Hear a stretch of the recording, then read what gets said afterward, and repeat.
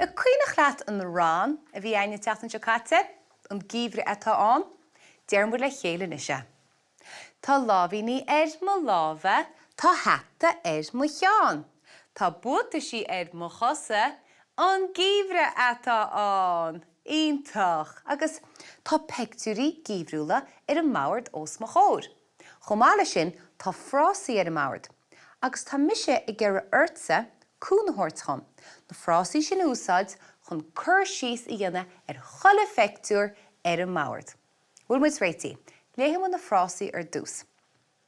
Is íomhanlum. Is brálam. Táiníonn haar cíanlum.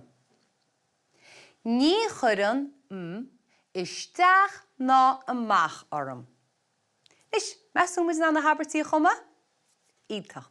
Breanúmid ar I géad fector. Is íomhanlum go bhfuil solas na gréine I lonrú ar na sléifte. Agus is brálam brat mór bán a eiceáil ar a tála.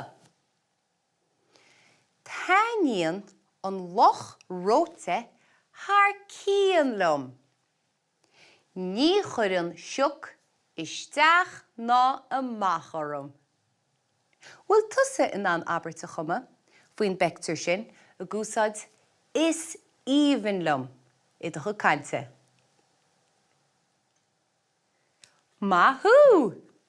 Bocam muid rá. Is íomhanlum a bheith I siúl sa Gaeilge.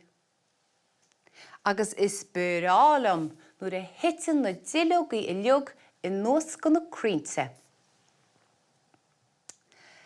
Táiníonn an fuacht haar cíanlum. Ní chuireann droch aimsir isteach ná amach orm.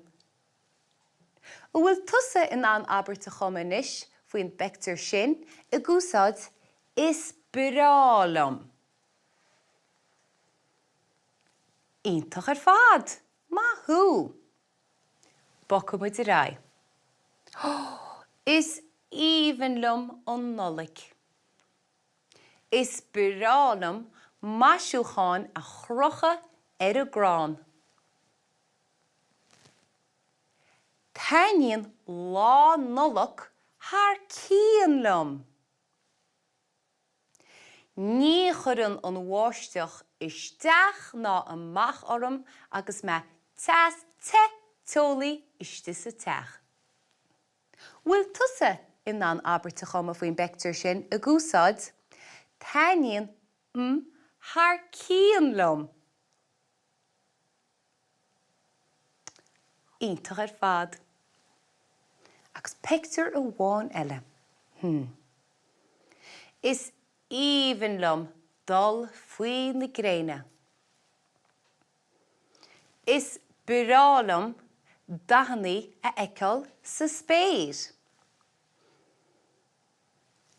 Táiníonn an dorchadas haar cíanlum. Ní chuireann an ghaoi isteach ná amach orm.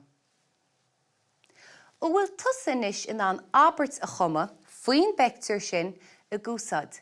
Ní chuireann isteach ná amach orm. Haar bár ar fad. Nis, tá na Frásaí sin ar fad cleachtaí ein agus ba chearcamach tusa ná iad a úsáid iad a chucante chola lá.